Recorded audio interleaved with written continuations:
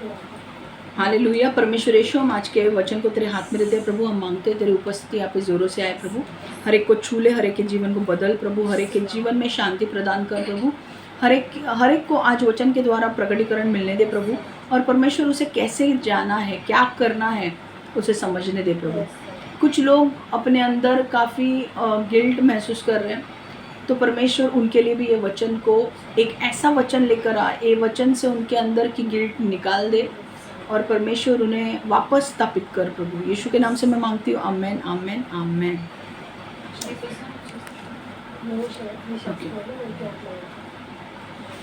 हमारा वचन शुरू हो रहा है, हमारा जो वचन है वो शुरू हो रहा है न्यायियों की पुस्तक 14वां अध्याय। हमने लास्ट टाइम क्या देखा था कि शिमशोन जो है वो 14वां अध्याय हम देख रहे हैं, जजेस 14, और आज हम जजेस 14:5-9 देखने वाले हैं। न्यायियों की पुस्तक 14:5-9, शास्त्रे 14:5-9, ठीक है। उस वक्त हमने क्या लास्ट टाइम देखा था कि शिमशोन जो है वो लड़की देखने के लिए कहाँ जाता है, फिलिस्तीन में जाता है, और पवित्र आत्मा उसके ऊपर आता है, ओके। और पवित्र आत्मा जब उसके ऊपर आता है तो क्या होता है कि वो सिंह को फाड़ देता है, ठीक है। यहाँ तक हमने देखा था। अब आगे हम देखेंगे जजेस 14:5-9, शास्त्रे 14:5-9, न्यायियों 14:5-9। मैं इंग्लिश में पढ़ रही हूँ, बाद में हिंदी और मराठी में पढ़ूंगी। Samson went down to Timnah together with his father and mother. As they approached the vineyards of Timnah, suddenly a young lion came roaring toward him. The Spirit of the Lord came powerfully upon him so that he tore the lion apart with his bare hands, as he might have torn a young goat. But he told neither his father nor his mother what he had done. Then he went down and talked with the woman, and he liked her. Some time later, when he went back to marry her, he turned aside to look at the lion's carcass, and in it he saw a swarm of bees and some honey. He scooped out the honey with his hands and ate as he went along. When he rejoined his parents, he gave them some, and they too ate it. But he did not tell them that he had taken the honey from the lion's carcass. Marathi में बोल रही हूँ। अब देखो, अब पहले मैं story बोलती हूँ, फिर हम लिखेंगे हुआ क्या। देखो, अब ये इंग्लिश में मैंने बोल दिया है, मराठी में पहला हिंदी में बोल रही हूँ, फिर हम फटाफट 2 वचन पढ़ेंगे। हुआ क्या, शिमशोन जाता है लड़की देखने के लिए फिलिस्तीन में। वो लड़की देखने के लिए जैसे जा रहा है तो पवित्र आत्मा उसके ऊपर आता है, और वो इतना ताकत उसके अंदर आता है कि जैसे उसके सामने वो जो शेर जब आता है उसके सामने, तो उस शेर को वो फाड़ देता है अपने हाथों से। उसके बाद वो अपने माँ बाप के साथ वो लड़की देखने जाता है, वो लड़की को देखता है। बट एक वक्त आता है जब वो वापस देखता है और वो जाता है और वापस उस लड़की के पास, मतलब एक पहली बार वो लड़की को मिलने जाता है और बाद में वो घर चला जाता है। उसके बाद वापस जब वो मिलने जाता है उसके माँ बाप के साथ उस लड़की के पास, तो वो देखता है कि उस रास्ते पर जिस शेर को उसने मारा था, उस शेर के हड्डियाँ गिरी हुई है, उसका जो स्केलेटन है सूख जाता है, पता है ना, शेर मरने के बाद। तो उसके हड्डियों में ना हनी था। हनी मतलब क्या बोलते हैं, शहद था, शहद जमा हुआ था। तो पता है ना, शहद की मक्खियाँ होती है, वो वैसे कर शहद बनाती है। तो उसने कहाँ शहद बनाया था, वो जो शेर था, जो मरा हुआ शेर था, उसके अंदर, उसके हड्डियों के अंदर शहद बना हुआ था। और इसने क्या किया, वो शहद को लिया और उसने खा लिया, और थोड़ा बहुत उसने अपने माँ बाप को भी दे दिया। पर उसने ये नहीं बताया कि वो कहाँ से शहद लाया था। समझ में आ रहा है। अभी हम हिंदी में पढ़ेंगे, ठीक है, आपको इजीली समझेगा। हिंदी मराठी में पढ़ते। शास्त्रे 14:5-9। शिमशोन आपल्या आई वडिलांबरोबर तिम्ना येथे गेला. शहराजवळच्या द्राक्ष मळ्यापर्यंत ते पोचले. तिथे अचानक एका तरुण सिंहाने शिमशोनावर झेप घेतली. त्या क्षणी शिमशोनामध्ये परमेश्वराच्या आत्माचा संचार झाला आणि करडू फाडावे तसे त्याने लिलया त्या सिंहाला नुसत्या हाताने फाडून काढले. मात्र आपल्या या कृत्याचा त्याने आई वडिलांना सुगावा लागू दिला नाही. शिमशोनने पुढे जाऊन त्या पलिश्ती तरुणीची भेट घेतली, तिच्याशी बोलणे केले. त्याला ती फार आवडली. काही दिवसांनी तो तिच्याशी लग्न करायला परत जात असताना त्या तरुण सिंहाचे कलेवर पाहायला वळला. त्याला त्याच्यावर मधमाशांनी पोळे केलेले दिसले. त्यात थोडा मधही होता. तो हाताने काढून घेऊन वाटेने खात तो गेला. त्यातील थोडा त्याने घरी पोचल्यावर आपल्या आई वडिलांनाही दिला. त्यांनीही तो चाखला, पण तो मध त्याने मृत सिंहाच्या शरीरावरून काढून घेतला आहे हे त्याने त्यांना सांगितले नहीं. कळलं? हिंदी में बोल रही हूँ. अब स्टोरी तो समझ में आ रहा है, अभी हिंदी में पढ़ रही हूँ. 9:14-5-9. शिमशोन अपने माता पिता के साथ तिम्ना नगर को गया. वे नगर के निकट अंगूर के खेतों तक गए. उस स्थान पर एक जवान सिंह गरज उठा और शिमशोन पर कूदा. यहोवा की आत्मा बड़ी शक्ति से शिमशोन पर उतरी. उसने अपने खाली हाथों से ही सिंह को चीर डाला. यह उसके लिए सरल मालूम हुआ. यह वैसा सरल हुआ जैसे एक बकरी के बच्चे को चीरना. किंतु शिमशोन ने अपने माता पिता को नहीं बताया कि उसने क्या किया है. इसलिए शिमशोन नगर में गया और उसने पलिश्ती लड़की से बातें की. उसने उसे प्रसन्न किया. कई दिन बाद शिमशोन उस पलिश्ती लड़की के साथ विवाह करने के लिए वापस आया. आते समय रास्ते में वह मरे सिंह को देखने गया. उसने मरे सिंह के शरीर में मधुमक्खियों का एक छत्ता पाया. उन्होंने कुछ शहद तैयार कर लिया था. शिमशोन ने अपने हाथ से कुछ शहद निकाला. वह शहद चाटता हुआ रास्ते पर चल पड़ा. जब वह अपने माता पिता के पास आया तो उसने उन्हें कुछ शहद दिया. उन्होंने भी उसे खाया. किंतु शिमशोन ने अपने माता पिता को नहीं बताया कि उसने मरे सिंह के शरीर से शहद लिया है. समझ में आया? तो शिमशोन क्या था, उसने मारा था जिस शेर को, उसी शेर के अंदर क्या उसका वो सड़ा हुआ शरीर था. कितने दिनों से मरा पड़ा था और अब शरीर सड़ा होगा उसके, पर वहाँ पे मधुमक्खियों ने छत्ता बना लिया था. मतलब मध वहाँ पे, शहद वहाँ पे था, मध त्याच्या शरीरामध्ये होतं और वो शहद उसने निकाला और वो खाया और अपने माता पिता को भी दिया. तो उसने अपने माता पिता को बताया नहीं कि उसने कहाँ से लाया. ठीक है, इतनी स्टोरी है. यहाँ से सिर्फ एक ही पॉइंट हमें सीखना है. पॉइंट क्या है कि God can use us despite our mistakes. God can use us despite our mistakes. आपण चुका करूनही परमेश्वर आपला वापर करू शकतो. आपण चुका करूनही परमेश्वर आपला वापर करू शकतो. हमसे गलती हो जाने पर भी परमेश्वर हमारा इस्तेमाल कर सकता है. हमसे गलती हो जाने पर भी परमेश्वर हमारा इस्तेमाल कर सकता है.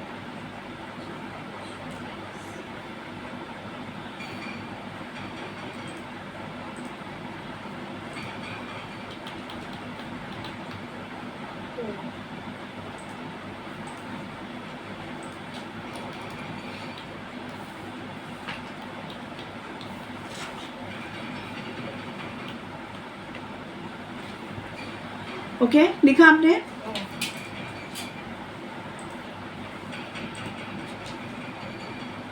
ओके, देखो अब शिमशोन ने एक बहुत बड़ी गलती की. देखो परमेश्वर यहाँ पे क्या दिखा है पॉइंट कि हम गलती करने के बाद भी, हम मनुष्य है, हम गलती करेंगे, बट परमेश्वर यहाँ पे कह रहा है कि हम गलती करने के बाद भी परमेश्वर हमारा इस्तेमाल कर सकता है. पर अब कुछ चीज़ें हमें ध्यान देनी है. क्या ध्यान देनी है? देखो शिमशोन जो था, शिमशोन ने एक बहुत बड़ी गलती की थी. शिमशोन जो था वो काफ़ी शक्तिशाली था. उसके ऊपर पवित्र आत्मा आता था. वो पवित्र आत्मा से भरा हुआ बच्चा था. ओके, और बहुत सारी शक्ति उसके ऊपर आती थी. परमेश्वर की पवित्र आत्मा उसके ऊपर आता था, और जब पवित्र आत्मा उसके ऊपर आता था तो वो बड़े बड़े काम करता था। पर उसका एक वीकनेस ये था कि वो परमेश्वर के कभी कभी पीछे नहीं चलता था, वो कभी कभी परमेश्वर के अधीन नहीं रहता था। ओके, तो ये बहुत बड़ी उसकी गलती थी। अब गलती क्या है मैं बताती हूँ। गलती उसकी ये थी कि वो एक नाजरी था, है मैं, वो एक नाजरी था। नाजरी होने के बावजूद वहाँ पे नियम क्या था कि तुम किसी भी मरे हुए व्यक्ति के पास या किसी जानवर के शरीर के पास नहीं जा सकते, क्योंकि अगर तुम जाओगे तुम्हारा व्रत टूट जाएगा। और उसको नाजरी बचपन से रहना था, राइट है कि नहीं। एक नंबर्स, अब आप खोलो मत, सिर्फ लिख के लो, घर पे जाके पढ़ना ये। और गिनती की पुस्तक 6-7, गणना 6-7, नंबर 6-7। मैं ये आपको इसलिए वचन याद दिला रही हूँ जो पहले हमने नाजरी के विषय, गणना 6-7, गिनती 6-7, 6-7, मैं ये इसलिए आपको बता रही हूँ क्योंकि हमने जब नाजरी के बारे में लिखा था, समझा था, पता है मैंने आपको नाजरी, अगर मैंने आपको वो समझा नहीं होता तो अभी समझता कि आपको नाजरी नियम ही नहीं समझता, आपको समझ में आ रहा है। तो नाजरी नियम क्या था मैं शॉर्ट में बता रही हूँ। आपको द्राक्ष रस नहीं पीना है, आपको वाइन नहीं पीना है, दारू नहीं पीना है, आपको किशमिश, इसके छिलटे या बीज भी नहीं खाने हैं, ठीक है, और आपको अंगूर भी नहीं खाना है। आपको कोई भी उबली हुई चीज़ें, मतलब फर्मेंटेड चीज़ें, मतलब कीवन हुई चीज़ें, मतलब खट्टी चीज़ें, हाँ खट्टी भी नहीं, फर्मेंटेड, या ओके, वो चीज़ें म्हणजे आंबलेली गोष्टी, ओके, वो नहीं खानी है। ओके, नाजरी व्यक्ति को बाल बड़े करने हैं। ओके, और नाजरी व्यक्ति ये क्यों लेता था ये शपथ, ताकि उसे परमेश्वर के साथ एक होना था, पवित्र रहना था, इसीलिए, ठीक है। और एक बहुत बड़ी चीज़ जो नाजरी व्यक्ति की थी कि उसे डेड बॉडी के पास नहीं जाना है, भले वो डेड बॉडी उसके अपने घर वालों की क्यों ना हो, उसे नहीं जाना है। और अगर वो कभी गया तो उसे कुछ चीज़ें करनी पड़ती थी, रिचुअल्स, वो मूसा के नियम में लिखा था। ओके, उसमें हम नहीं जाएंगे, हम सिर्फ यहाँ तक जाएंगे कि उसे डेड बॉडी तक नहीं जाना था। मैंने कहा था ना, वो डेड बॉडी के करीब नहीं जा सकता, भले वो अपने उसके खुद के घर वाले क्यों ना हो, वो नहीं, उसको टच नहीं कर सकता डेड बॉडी को, क्योंकि डेड बॉडी को टच करना मतलब अपना पवित्र होने का जो व्रत है वो तोड़ना, चाहे वो जानवर की हो या मनुष्य की हो। ओके, और उसे गलत जानवर भी नहीं खाना है। तो बाइबल में 4 फुटेड एनिमल्स जो है, जो 4 पैर वाले जो जानवर हैं, उनको भी नहीं खाना है। अगर वो नाजरी व्यक्ति अगर वो खाता है तो उसका व्रत टूट जाएगा। तो अब मैं कहाँ लिखा है मैं बता रही हूँ, सिर्फ सुनो प्लीज़। एक बात मैं आपसे कह रही हूँ, हर वक्त मुझे आपको बाइबल ओपन करने के लिए टाइम नहीं मिलेगा, क्योंकि मुझे और भी कुछ चीज़ें लेनी है। आपकी जिम्मेदारी बनती है कि मैं वीडियो अपलोड कर रही हूँ, आप एक बार वचन वापस देखो बाइबल खोल के, ठीक है। अब सिर्फ नंबर, क्योंकि आपको फास्ट आएगा नहीं, और जब तक मैं बोल दूंगी आप खोलते ही रह जाओगे, तो वो मुझे नहीं चाहिए। आप टाइम निकाल के 1 घंटा निकालो, ठीक है। नंबर्स 6-7 आप लिख लिया, गिनती की पुस्तक 6-7। इंग्लिश में बोल रही हूँ। Even if their own father और मदर और ब्रदर और sister dies, they must not make themselves ceremonially unclean on account of them, because the symbol of their dedication to God is on their head. यदि उसके गिनती की पुस्तक 6-7, गणना 6-7, त्याच्या स्वतःचे बाप, आई, भाऊ किंवा बहीण यातून कोणी मरण पावल्यास त्याने त्यांनाही शिवू नये. तो शिवेल तर तो अपवित्र होईल. आपण पूर्णपणे परमेश्वराच्या सेवेसाठी स्वतःला वेगळे केले आहे हे त्याने दाखवावे. समझ में आ रहा है?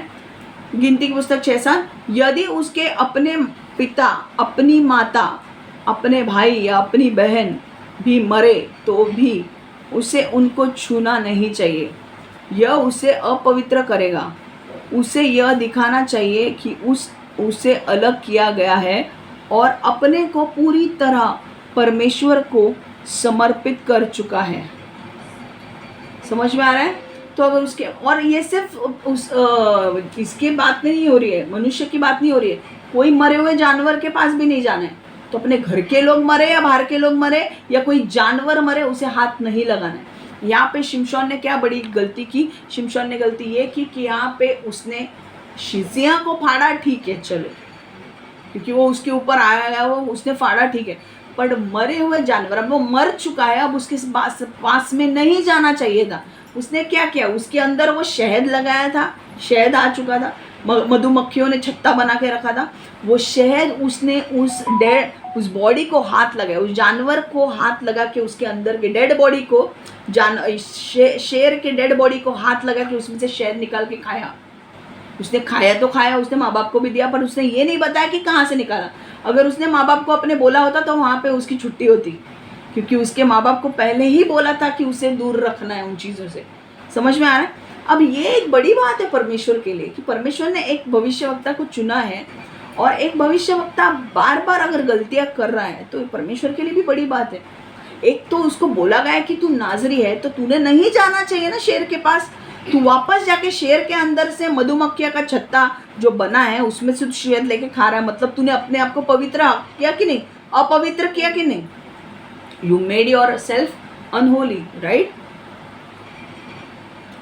दूसरी चीज जो उसने गलती की थी कि उसे पता था कि फिलिस्ती लड़की के साथ शादी नहीं करनी है, राइट, फिर भी वो गया। ठीक है, परमेश्वर कई बार क्या करता है, परमेश्वर आपको आपके चीजें करने के लिए अलाउ करता है क्योंकि आपके पास फ्री विल है, आपकी खुद की इच्छा है, पर क्या आप सही कर रहे हो ये जरूरी नहीं है। समझ में आ रहा है? आपको परमेश्वर ने आपकी खुद की इच्छा दे रखी है, और इसीलिए पर परमेश्वर ने अपने नियम भी दे रखे हैं कि परमेश्वर ने क्या बोला था कि तुझे दूसरे किसी और के पास, मतलब यहूदी लोगों को छोड़ के किसी और के साथ शादी नहीं करनी है, और ये उसका फ्री विल है। ओके, फ्री विल मतलब क्या, मेरी खुद की इच्छा। परमेश्वर ने अपनी इच्छा प्रकट की है, बोला था, पर उसने क्या किया, अपनी इच्छा के अनुसार वो जाके उसने उसके साथ शादी करने का प्रयत्न किया। अब ठीक है, वो परमेश्वर की ओर से, आप बोलेंगे कि परमेश्वर की ओर से ही था ना उसे रिवेंज लेना। देखो कई बार परमेश्वर क्या करता है, आपकी गलतियों में भी ना वो भलाई उत्पन्न करने की कोशिश करता है। ऐसा नहीं है कि परमेश्वर को बहुत अच्छा लगा शिमशोन जा रहा है, शिमशोन जो कर रहा था वो गलत ही कर रहा था, बट कई बार ऐसा भी होता है कि, अब मैं दूसरे एंगल से बोल रही हूँ, लास्ट टाइम मैंने क्या बोला कि परमेश्वर कभी कभी हमें लीड करता है गलत ये करने के लिए, ठीक है, बट अब एक दूसरे एंगल से भी कर रही हूँ कि हमें भी एक फ्री विल दी गई है, हमें भी एक फ्री विल दी गई है, मतलब हमारी भी एक इच्छा है। बाइबल में परमेश्वर की इच्छा है, लिखे हुए हैं, पवित्र आत्मा भी हमें बताता है हमें क्या करना चाहिए, बट इतना सुनने के बाद भी हमें भी परमेश्वर ने एक फ्री विल दी है कि तुझे, जिसको फ्री विल मतलब अपनी खुद की इच्छा पूरी करने की एक क्षमता दी है, अगर तुझे वो करना है तू कर सकता है, पर तू जब फ्री विल चूज करता है, अगर तू अपनी इच्छा पूरी करना तो वो गलत भी हो सकती है। समझ में आ रहा है? अब शिमशोन की जो ये फ्री विल थी कि मुझे फिलिस्तीन लड़की के साथ शादी करनी थी, क्या वो बाइबल के अनुसार थी? उसके इच्छा के अनुसार कर रहा था वो। और मैं एक बात बोलती हूँ, जब बाइबल के अनुसार आप चीज़ें परमेश्वर के अनुसार नहीं करते हो, जब आपको परमेश्वर ने उसकी इच्छा बोली है कि भाई तुझे ये करना है और आप ये करते हो, तो एक चीज़ समझ लो, इस चीज़ में जो परमेश्वर की ओर से नहीं है, उस चीज़ में तुम्हें आशीष कभी नहीं मिलेगी, कभी नहीं। समझ में आ रहा है? जब तुम्हें परमेश्वर कोई लड़की दिखा रहा है कि भाई तुम्हें इस लड़की के साथ शादी करनी है, और तुम किसी और के साथ अपना रिश्ता रखते हो, आप उसके साथ घूमते हो, आप उसके साथ संबंध बनाते हो, मैं बहुत ओपन बोल रही हूँ, परमेश्वर को ये बिल्कुल पसंद नहीं है। क्या होगा जब आप परमेश्वर के अनुसार नहीं चलते हो, परमेश्वर के इस बात ओबीडियंट नहीं रहते हो, तो परमेश्वर के आशीष, सपोजिंग ये लड़की है परमेश्वर की ओर से, ये लड़की है शैतान की ओर से, ठीक है, परमेश्वर बोल रहा है इस लड़की के साथ शादी कर, पर ये लड़का क्या बोलता है, मुझे ये लड़की पसंद नहीं है, मुझे अच्छी नहीं लगी। समझा? इसे बोलते हैं फ्री विल, मेरी इच्छा, मुझे ये लड़की परमेश्वर ने जो दिखाई है वो मुझे अच्छी नहीं लगी, मुझे वो लड़की अच्छी नहीं लगी, मुझे ये लड़की अच्छी लगी क्योंकि ये बहुत मॉडर्न है। समझ में आ रहा है? अब ये परमेश्वर की इच्छा है क्या ये लड़के के लिए? नहीं, बट ये लड़का उसको देखकर पागल हो गया और इस लड़की के पीछे गया। अब परमेश्वर ने क्या बोला, बाबा तेरी इच्छा है ना, मैंने मेरी इच्छा तेरे सामने प्रकट की थी कि तू इस लड़के के साथ शादी कर, बट तूने अपनी मर्जी से, तुझे फ्री विल दिया है, तू अपनी मर्जी से इस लड़की के साथ शादी करने गया। अब होता क्या है यहाँ पर, ये जिस लड़की के साथ शादी करने जा रहा है, यहाँ पर परमेश्वर का आशीष नहीं है।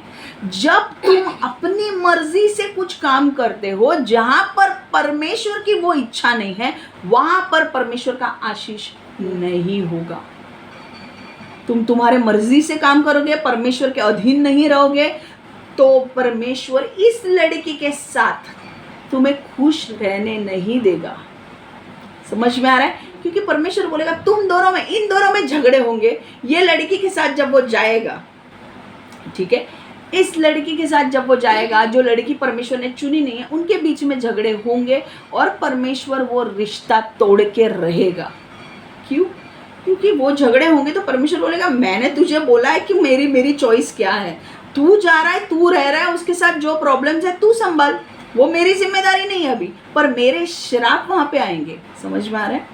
जब तुम परमेश्वर को नकारते हो, जब तुम परमेश्वर के इच्छा को रिजेक्ट करते हो और दूसरी चीज़ करने के लिए जाते हो, एक चीज़ ध्यान में रखो, वहाँ पर आशीष नहीं होगा, वहाँ पर तुम्हें श्राप मिलेंगे। क्योंकि तुमने परमेश्वर की इच्छा नहीं मानी, तुमने अपना करने की कोशिश की। समझ में आया? अब ये भी क्या कर रहा था, इसने भी यही किया, फिलिस्तीन लड़की के साथ शादी करने के लिए गया। बट ये लड़की, अगर मैं आपको आगे चल के स्टोरी बताऊं, ये लड़की ने उस शिमशोन को धोखा दिया। समझ में आ रहा है? आगे जो स्टोरी आ रही है, देखो आगे की स्टोरी बहुत इंटरेस्टिंग है। मैं अभी आपको बताऊं क्या? हाँ, फिर वो पॉइंट रहेगा नहीं, मुझे वो नहीं बताना है आपको। पर एक जिस लड़की के साथ शिमशोन शादी करने गया ना, फिलिस्तीन लड़की के साथ, वही फिलिस्तीन लड़की ने उसे धोखा दिया और वो आगे नेक्स्ट हफ्ते आने वाला है। समझ में आ रहा है? वो नेक्स्ट हफ्ते आने वाला है, तो मुझे अभी नहीं लेना है, ठीक है? अब देखो क्या हुआ, श्राप आया कि नहीं? जो परमेश्वर की ओर से नहीं है वहां पे आया कि नहीं श्राप? तो आपको क्या करना है, जो परमेश्वर बोलता है वो करो, उसमें आशीष है। आप बोलोगे यार परमेश्वर को मुझे नहीं अच्छा लग रहा है। कई बार परमेश्वर हमें ऐसा कुछ करने के लिए बोलता है कि नहीं, जहाँ पे हमें अच्छा नहीं लगता है, वो करने के लिए कहता है ना कि यार ये कर, बट हमें नहीं अच्छा लगता है कि नहीं? बट फिर भी जब आप अपनी इच्छा छोड़कर, ओके, आपकी इच्छा जब पीछे डालते हो और परमेश्वर, सपोजिंग परमेश्वर ने एक लड़का दिखाया और परमेश्वर ने आपको वो बोला कि ये लड़के से शादी करनी, आपको इच्छा नहीं है, आपका मन भी नहीं है उसके साथ जाने का, बट क्योंकि परमेश्वर बोल रहा है आप उसको हाँ बोल रहे हो। ओके, आपकी इच्छा है नहीं, आपको अच्छा लगा नहीं, बट क्योंकि परमेश्वर चाहता है आप उसे हाँ बोल रहे हो। आपको पता है, क्योंकि आप परमेश्वर की बात मान रहे हो, परमेश्वर उस लड़के के लिए आपके अंदर प्यार देगा और वो रिश्ता बहुत खूबसूरत बनाएगा। क्यों? क्योंकि आपने परमेश्वर की बात मानकर उस लड़के के साथ शादी की। भले आपको वो पहले अच्छा नहीं लगा, बाद में अच्छा लगेगा, और वो रिश्ते में एक बहार आएगी, परमेश्वर ब्लॉसम करेगा, वो रिश्ता ब्लेस करेगा, और आप बोलोगे यार अच्छा हुआ, मैं पहले बोल रही थी मुझे अच्छा नहीं लगा पर वो लड़का बहुत अच्छा निकला, या फिर आपको उस रिश्ते में बहुत मज़ा आएगा। क्यों? क्योंकि आपने अपनी इच्छा पीछे रखी। और मेरे साथ ये बहुत बार हुआ है। मुझे याद है जब सिटी बैंक में मुझे जॉब नहीं मिला था, मुझे लगा था कि यार मेरा सिटी बैंक का जॉब चला गया, और मुझे बहुत छोटे कंपनी में मिला।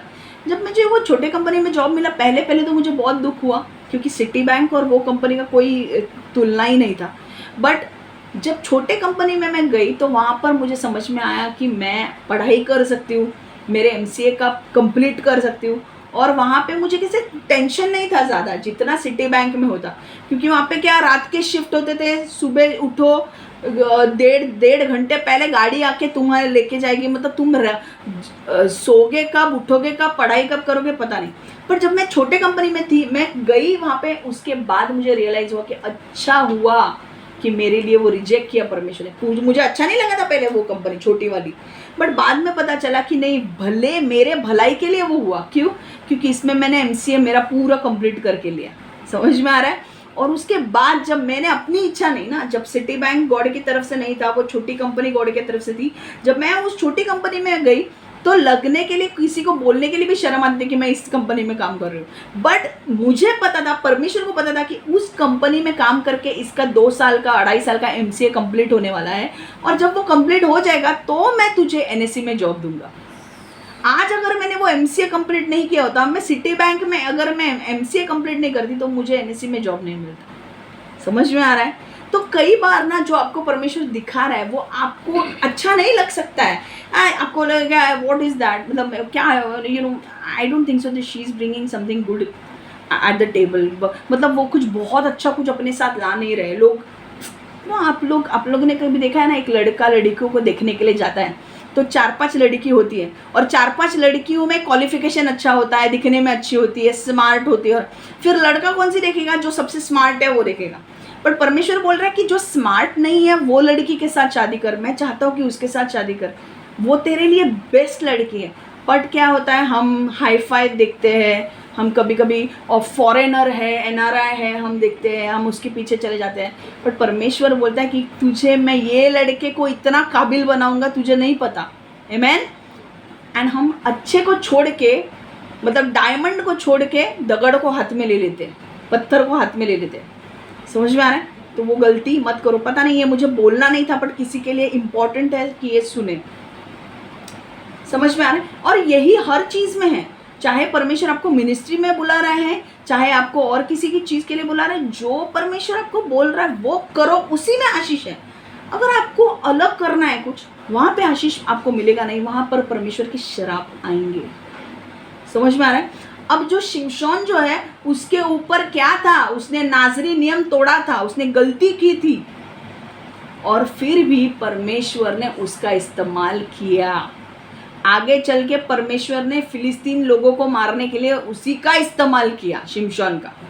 समझ में आ रहा है?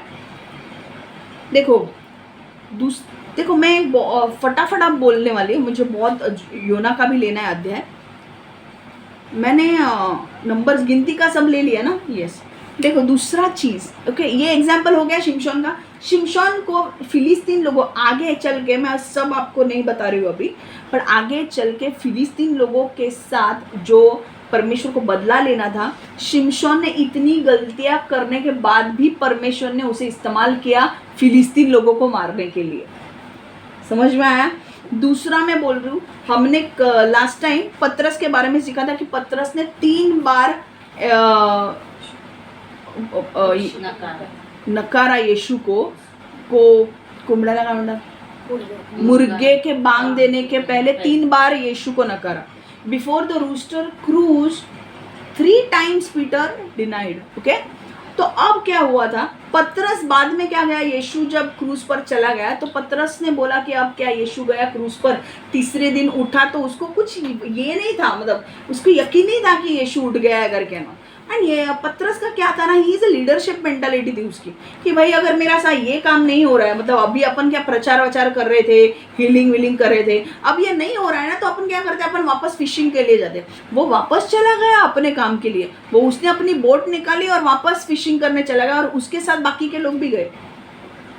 और इसीलिए यीशु ने उनको कहा कि गलील में उसे मिलने को कहो, और गलील में जाके वो लोग मच्छी पकड़ने के लिए गए। समझ में आ रहा है? गलील में जाके, क्योंकि उनको क्या लगा कि यहाँ पे अभी यीशु गए हैं, मर गए हैं, अब हमको कौन लीड करने वाला है, अभी क्या है, अब सब खत्म, अब हम मच्छी पकड़ने के लिए जाते हैं। और गलील में यीशु ने उनसे कहा, जोर से आवाज़ देके, ये लोग सब मच्छी पकड़ रहे थे, और तीसरे दिन में यीशु ने कहा था कि मैं तुम्हें वापस मिलूंगा, और यीशु ने पुकार के कहा कि क्या तुम्हें कुछ मच्छी मिली? और पतरस को याद आया वो शब्द, अरे यार ये तो यीशु के शब्द है, have you caught any fish? No I haven't, नहीं पकड़ी है मैंने। और ये पतरस को समझ में आया, वो शिट, ये आवाज़ तो यीशु की है, और वो जो व्यक्ति खड़ा है वो यीशु है। उसने फटाफट अपने कपड़े पहने, जम मारा और वहाँ पे गया। यीशु ने उन सारे चेलों को, उस दिन सारे चेलों को वो मिला, उन्हें खिलाया भी फिश। ठीक है, एक चीज़ यहाँ पर मुझे बोलनी है आपको। मैंने कहा था फिर पतरस ने पवित्र आत्मा आने के बाद, पवित्र आत्मा मिलने के बाद उसने प्रचार किया, और इतने लोग, 3000 लोग बच गए। मुझे बोलना क्या है, पतरस ने यीशु को 3 बार नकारा, फिर भी यीशु को परमेश्वर ने इस्तेमाल किया। हालेलुया। समझ में आ रहा है? तो कई बार क्या होता है, कुछ लोग ऐसे हैं कि वो लोगों ने गलती की है, अब उनको पछतावा हो रहा है कि गलती की है हमने, अब हमें पछतावा हो रहा है। पर अब वो जो पछतावा उनको हो रहा है कि मतलब पतरस को भी पछतावा था, क्योंकि वो मुंह फाड़ के बोलता था कि मैं तुझे कभी नहीं छोड़ूंगा यीशु, मैं तेरे साथ मरने भी चाहिए तो मैं जाके मरूंगा। बट जब बात आई मरने की तो वो उसने 3 बार नकारा। अब उसे भी कई गिल्ट फीलिंग हो रही थी कि नहीं, कि मैंने यीशु को नकारा जिसके साथ में इतने टाइम से था। जब वो यीशु को मिला होगा, वो नीचे गिड़गिड़ा हो गया, माफ़ी मांगी होगी उसने यीशु की, यीशु मैंने गलती की, मुझसे माफ़ कर मुझे, है कि नहीं? कई बार हम जो करते हैं, कई बार हम ऐसी चीज़ें करते हैं कि नहीं जो हमें नहीं करनी चाहिए, हमें पछतावा होता है कि नहीं? तो कई बार कुछ लोग जब अपनी इच्छा पूरी करने के लिए जाते हैं, परमेश्वर ने बोला है, अभी सिंपल एग्जांपल, एक लड़का है, एक लड़के को बोला है ये लड़की के साथ शादी कर, पर वो लड़की के साथ शादी नहीं करता है, दूसरे लड़की के साथ शादी करने जाता है। अब ये लड़की उसको अच्छी तरह से ट्रीट नहीं कर रही, क्योंकि वो उसके लिए बनाई नहीं गई है। आमेन। ये पेन है, ये दोनों फिट इसी को होते हैं। मैं अगर दूसरा कवर इसके ऊपर डालूं तो फिट होगा क्या? तुम कितना भी फिट करने की कोशिश करो, ये पेन गिरेगा। जो जिसके लिए बनाया गया है उसके लिए वो फिट होगा। अब ये बंदा जाता है दूसरे लड़की के पास, और ये लड़की के साथ पहले तो बहुत मज़ा मारता है, बहुत बहुत बहुत, और अब ना वो लड़की उसको फाड़ रही है। अब वो लड़की उसके सच्चे कलर्स दिखा रही है। अब वो लड़की को सिर्फ ये लड़के के साथ इसीलिए रहना था क्योंकि वो उस लड़के के पास बहुत पैसे थे, और इस लड़के के पैसों को इस्तेमाल कर सके एटीएम की तरह। जहाँ तहाँ जाओ, ये चाहिए, लड़का है एटीएम निकाल के ले लो, मेरे क्रेडिट कार्ड तेरे पास रख दे, मेरा डेबिट कार्ड तेरे पास रख दे। ये लड़के ने इतने शान पट्टी की कि इसने अपने क्रेडिट कार्ड डेबिट कार्ड वो लड़की को दे दे कि तेरे को जो मर्जी चाहे तू निकाल के ले ले। अब ये लड़की को क्या चाहिए था? ये लड़की को या लड़के से प्यार था? नहीं। शुरुआत में उसने बहुत दिखाया कि वो बहुत केयर करती है, वो बहुत अच्छी है, और सच में इस लड़के के साथ प्यार करती है, और लड़के को लगा वाह मिली तो क्या मिली है मुझे, वाह। और इस लड़के को ये अंदाज़ा भी नहीं था कि बॉस तूने परमेश्वर के दिखाई हुए लड़की को तूने लात मारा है। और ये जो लड़की थी ये इतनी शानी थी कि इसे सिर्फ पैसों से मतलब था, इसे कुछ फर्क नहीं पड़ता है, क्योंकि इसके लफड़े दूसरे लोगों के साथ भी चालू है। मतलब ये लड़के को क्यों चूना लगाना है? पैसों के लिए। एटीएम मशीन है, एटीएम पता है ना आपको, अगर आपके पास एटीएम है, चलता फिरता एटीएम है, तो किसको नहीं चाहिए, है कि नहीं? अगर आपका हस्बैंड, चलो मैं एक क्वेश्चन पूछती हूँ, अगर आपका हस्बैंड बहुत पैसे वाला है और आपको वो कार्ड आपको देता है यूज़ करने के लिए, किसको अच्छा नहीं लगेगा? अच्छा लगेगा ना कि डेबिट कार्ड में लगा, आप कितना भी करो, पर अपने आप को हमें कुछ तो लगना चाहिए ना भाई, किसी की हम कोई विश्वास रख के हमें दे रहा है तो हमें भी उसका फ़ायदा नहीं उठाना चाहिए ना। पर वो लड़की क्या कर रही थी, अपना है चूना लगाया मैंने इसको, अच्छा दिखाया, अब नहीं, अब क्या है, अब मैं अपने सच्चे कलर्स, क्योंकि उसकी लफड़े दूसरे लोगों के साथ भी है, और ये बंदे को अब इसको समझ में आने लगा है कि भाई ये तो इसने तो मुझे पूरा लूट के लिया, पूरे पैसे मेरे खर्च करवाए, और प्यार तो वो सच्चा करती नहीं है क्योंकि इसका अफेयर किसी और के साथ है। परमेश्वर अब ये व्यक्ति को लग रहा है कि मैंने यार एक डायमंड को छोड़ के मैंने पत्थर को हाथ में लिया और वो ना झटपटा रहा है अब, क्योंकि उसको पता है कि वो लड़की बिल्कुल भी फालतू निकली इतनी फालतू निकली कि वो सिर्फ उसके पैसों के लिए थी, बाकी उसे कुछ फर्क नहीं पड़ता। समझ में आ रहा है? अब क्या हो रहा है, आज वो बंदा गिल्ट में है, बहुत गिल्ट है उसे, यार मैंने खो दिया, क्योंकि जिस लड़की के लिए परमेश्वर ने बोला था उसको छोड़ के 2 साल हो चुके हैं, वो लड़की आगे बढ़ चुकी है। अब इस लड़की के अंदर उसके लिए बिल्कुल प्यार नहीं है, पर क्योंकि परमेश्वर की इच्छा उसे पूरी करनी है, वो एक्सेप्ट करेगी उस लड़के को, क्योंकि उसे पता है कि परमेश्वर की इच्छा पूरी करनी है, उसकी इच्छा नहीं उसे पूरी करनी है। ठीक है, पर ये लड़का अब पछतावा कर रहा है। अब सोच रहा है कि मैं इस लड़की को छोड़ दूँ और ये लड़की के पास वापस आऊँ, ये पछतावा कर रहा है। पर अब मुझे क्या बोलना है कि ये लड़का इतना डरा हुआ है, इतना डरा हुआ है, इसके अंदर इतनी एंजाइटी है, इतना पिस चुका है ये अंदर, उसे कुछ समझ में नहीं आ रहा है। और ये लड़की इतनी शातिर है, इतनी शातिर है कि इस लड़के को अपने साथ रखने के लिए उसके ऊपर जादू टोने कर रही है। उस लड़की को पता था कि ये लड़के के लिए ऑर्डेंड स्पाउस कौन है, फिर भी इस लड़की के साथ उसे अलग करने के लिए उसके ऊपर पहले ही जादू टोने किए और उसे अलग करवा दिया, क्योंकि ये लड़का ये लड़की से मिलना नहीं चाहिए।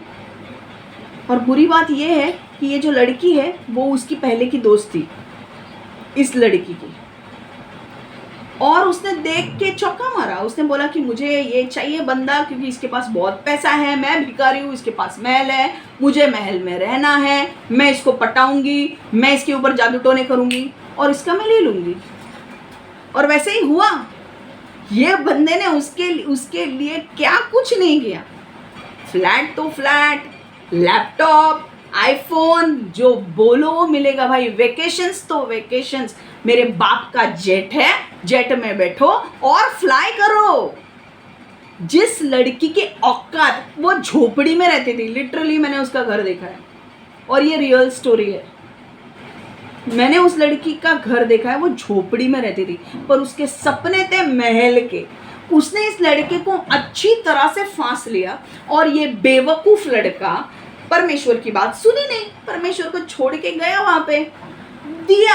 अब ये लड़की चाटे के ऊपर चाटा लगा रही है। क्यों? क्योंकि उसका अफेयर किसी और के साथ भी है। दूसरी चीज, परमेश्वर बोलेगा मैं क्यों बीच में पड़ूं, तूने किया ना, तू देख। अब ये रो रहा है कि मैं मदद मांगू तो किससे मांगू, क्योंकि ये परमेश्वर के करीब भी नहीं है। पर आज परमेश्वर तुझे एक चीज कहना चाहता है कि तू पश्चाताप कर, परमेश्वर के सामने गिड़गिड़ा और परमेश्वर तुझे वापस स्थापित करेगा। आज परमेश्वर बोल रहा है कि मैं तुझे वापस स्थापित करूंगा। जैसे मैंने पतरस को वापस स्थापित किया, पतरस को वापस चांस दिया कि नहीं? उसे निकाल नहीं दिया ग्रुप से, उसे वापस चांस दिया। क्यों? क्योंकि परमेश्वर को पता था कि उस टाइम पे पवित्र आत्मा पतरस के अंदर नहीं था, डर आना जाहिर सी बात थी, इसलिए परमेश्वर ने वापस पतरस को चांस दिया। ओके, देखो, जब परमेश्वर कई बार तुम्हें आगाह करेगा कुछ चीज़ें मत करो, अपने स्वर्गदूतों को भेजकर या किसी और के थ्रू बोलेगा कि ये जो तू गलत काम कर रहा है वो मत कर, रोक इसे। अगर आप टाइम पे रुक जाते उस वक्त ना, तो आपको बड़ी सज़ा नहीं मिलती। पर क्योंकि हम अनसुना कर देते हैं परमेश्वर को कि अभी मजा आ रहा है रे, पैसा भी कमा रहे, येड़ा भी बना रहे लोगों को, सब अच्छा चल रहा है अपना। परमेश्वर बोलेगा तू येड़ा बना रही है, ठीक है, मैं तुझे वॉर्न कर रहा हूँ, इस चीज़ से दूर रह, ये मत कर। नहीं, अपने को लालच है, मुझे घर चाहिए, दूसरा चाहिए, हनीमून ट्रैवल्स पैकेज चाहिए, सब चाहिए मुझे। परमेश्वर ने बोला तू सिर्फ थोड़ा आगे बढ़, उसके बाद में तेरी पोल खोल दूंगा। एंड पोल खुल जाती है कुछ लोगों की। एंड फिर जब उनके ऊपर न्याय आता है, वो न्याय भयानक न्याय होता है, क्योंकि पहले वार्निंग दी थी पर अनसुना किया, अपनी मर्जी से चले। अब जो न्याय आ रहा है ना, वो परमेश्वर की ओर से सही है। देखो, बाइबल में एक अनपार्डनेबल सिन दिखाया, ये एक्चुअल में है। एक पाप ऐसा पाप होता है जिसको बोलते हैं अनपार्डनेबल सिन। अनपार्डनेबल सिन मतलब जिसको हम माफ नहीं कर सकते, ऐसा पाप। और वो पाप क्या है? जब तुम यीशु मसीह को नकारते हो, वो पाप, उसे बोला जाता है अनपार्डनेबल सिन। माफी के लायक नहीं है वो पाप। और कुछ लोगों ने परमेश्वर का आवाज सुन के परमेश्वर को हल्के से लिया और परमेश्वर को नकारा, अपने मन मर्जी से जीने लगे। अब जब न्याय आया तो परमेश्वर ने बोला कि अब अगर तू माफी भी मांग रहा है ना, तो मैं माफ नहीं करूंगा, क्योंकि तूने लिमिट क्रॉस की है। अब तेरा स्टेटस अनपार्डनेबल सिन में गया है, जहां पे तुझे माफी नहीं मिल सकती।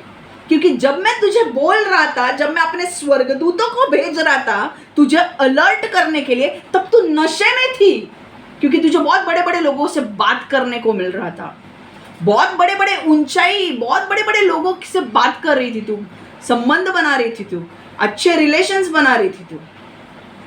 मैंने कहा था वो चीजें मत कर। तू किसी को लूट रही थी, किसी के भलाई का फायदा उठा रही थी तू। मैंने कहा वो मत कर। मैंने कहा कि तेरे शरीर को लूसीफर को यूज करने मत दे, पर नहीं सुना तूने। अब जाके परमेश्वर जो न्याय ला रहा है वो फाइनल खत्म हो चुका है। अब वो उन लोगों को नरक में डाल रहा है, और इससे बोलते हैं अनपार्डनेबल सिन, क्योंकि तुम यीशु के वार्निंग सुन के भी उनको हल्के से ले लेते हो। कुछ लोगों के पाप घड़े में से बाहर उतरकर फ्लो हो रहे, समझ में आ रहा है? ये पानी है, ये पानी का अभी तक इधर तक आया नहीं है तो न्याय नहीं होगा। इनके पाप जैसे जैसे भरते और ओवरफ्लो होते हैं ना, तब न्याय आता है। और तब न्याय जब आता है, परमेश्वर बोलता है अब मैं तुझे नरक में डालूंगा। तो फिर उनको माफी क्यों नहीं मिलती है? मुझे बताओ ना। परमेश्वर ने बोला है ना कि अगर तू पश्चाताप करेगा तो मैं तुझे माफ करूंगा, तो अब इनको माफी क्यों नहीं मिल रही? बोलो मुझे, क्या रीजन है? वो लोग अनपार्डनेबल सिन के और स्टेटस में चले गए हैं। अनपार्डनेबल स्टेटस मतलब कभी इनको माफी नहीं मिलेगी अब, क्योंकि इनको जब माफी मिलने थी, इनको जब परमेश्वर अलर्ट कर रहा था वो चीजें मत कर, इन्होंने नहीं सुना परमेश्वर को, इन्होंने नकारा परमेश्वर को, और इन्होंने अपनी मर्जी से काम किया। समझ में आ रहा है? इसीलिए मैं बोल रही हूँ कभी ऐसा मत करो। जो परमेश्वर बोल रहा है वो करो। कुछ लोगों को परमेश्वर स्थापित करेगा, कुछ लोगों को परमेश्वर नहीं स्थापित करेगा। यहूदा माफी मांगता तो करता नहीं। फरीसी लोगों को माफ किया उसने? नहीं, क्योंकि वो हृदय देखता है। फरीसी लोगों को कभी स्वर्ग में जाना ही नहीं था, उनकी तो इच्छा ही थी हमको जाना ही नहीं है, वो तो कभी एक्सेप्ट ही नहीं कर रहे थे। समझ में आ रहा है आपको? पर ये जो आदमी है, इस आदमी के लिए भविष्यवाणी आ रही है कि परमेश्वर तुझे वापस एक चांस दे रहा है। अपने आप को बदल और अपने मन फिराव कर, रिपेंट कर, और जो परमेश्वर मार्ग दिखा रहा है उस मार्ग पर चल। एक चांस दे रहा है। देखो, परमेश्वर कभी कभी ना लोगों को चांस देता है, बट कुछ लोग नहीं सुधरते, कुछ लोग सुधरते। जो लोग सुधरते हैं उनकी लाइफ अच्छी होती है, जो लोग नहीं सुधरते हैं वो गए। समझ में आ रहा है? अब यहाँ पर परमेश्वर, मैं आज पॉइंट बोल रही हूँ, परमेश्वर कुछ लोगों का वापस से इस्तेमाल कर सकता है। वो किन लोगों का इस्तेमाल करता है? जिनके लिए परमेश्वर ने मकसद रखा है, और परमेश्वर ने उनको वापस एक बार एक चांस देता है कि भाई मैं वापस तुम्हें बोल रहा हूँ कि ऐसा कर, अगर तू करेगा तो ठीक है। अगर वो बंदा वापस से नहीं सुनता है तो शायद परमेश्वर उसको भी बोल देगा भाई तेरा टाइम आ चुका है, तू नहीं रह सकता। समझ में आ रहा है? कोरा अभिराम दातन को भी चांस दिया था कि तू जो कर रहे है वो गलत है, पर इन्होंने नहीं सुना और वो गए नरक। ओनान ने क्या किया? सुना, अपने बीवी का सुना। नहीं, हमें नहीं करना चाहिए रिबेल। हमें किनके साथ नहीं करना चाहिए? अथॉरिटी के लोगों के साथ नहीं करना चाहिए, क्योंकि वो बड़े लोग हैं, परमेश्वर ने उनको चुना है, हमें नहीं करना चाहिए। पर जब तुम अथॉरिटी के लोगों के साथ पंगे लेते हो, एक वक्त आएगा जब परमेश्वर, तुम्हें क्या लगेगा, अरे ये क्या जिंदा रहेगी, ये तो लड़की है, ये क्या जिंदा रहेगी, ये क्या 40 साल पूरी करने वाली है। परमेश्वर बोलेगा अच्छा, तू बोलेगा वो पूरा करेगी कि नहीं, मैं कौन हूं और क्या नहीं, मैं उसके थ्रू दिखाऊंगा। वो 40 साल पूरा करेगी और सारे लोगों को, जितने लोगों का न्याय नहीं हुआ ना, सबको बचाएगी। और अब जब 40 साल पूरे होने को आए ना, मुंह में अपनी उंगलियां चाट रहे हैं, अभी मुंह में उंगलियां है, चबा रहे हैं, हमने क्या बोल दिया। And all are going in hell, सब नरक जा रहे हैं। अपने आप को बहुत होशियार समझ रहे थे ये लोग, बहुत होशियार। इनको लग रहा था इनके जैसा कोई होशियार है ही नहीं। अब परमेश्वर तमाचे लगा रहा है और बता रहा है कि तुम्हारी औकात क्या है और तुम क्या कहां जाने वाले हो। समझ में आ रहा है? एक चीज यहां से मुझे क्या बोलनी है, ठीक है ये पॉइंट तो है, पर मुझे आज फोकस करना, पता नहीं ये कुछ किसी लोगों को ये बोलना जरूरी था, इसलिए मैंने कहा। बट माय पॉइंट इज, कई बार लोग जब पाप करते हैं, परमेश्वर फिर भी उनका इस्तेमाल कर सकता है। अब ये जो व्यक्ति है जिसको बहुत दुख हो रहा है, वो एक्चुअल में कोई व्यक्ति है जिसको बहुत दुख हो रहा है, और परमेश्वर आज तुम्हें कह रहा है कि पश्चाताप कर, मुड़ और जो परमेश्वर बोल रहा है वो कर। गलत लोगों के साथ संगति मत रख, वो तेरे भलाई के लिए नहीं है। प्रोडिगल सन पता है ना, उसने उड़ान पुत्र जिसने सब कुछ उड़ा दिया और फिर वो अपने बाप के पास वापस आता है।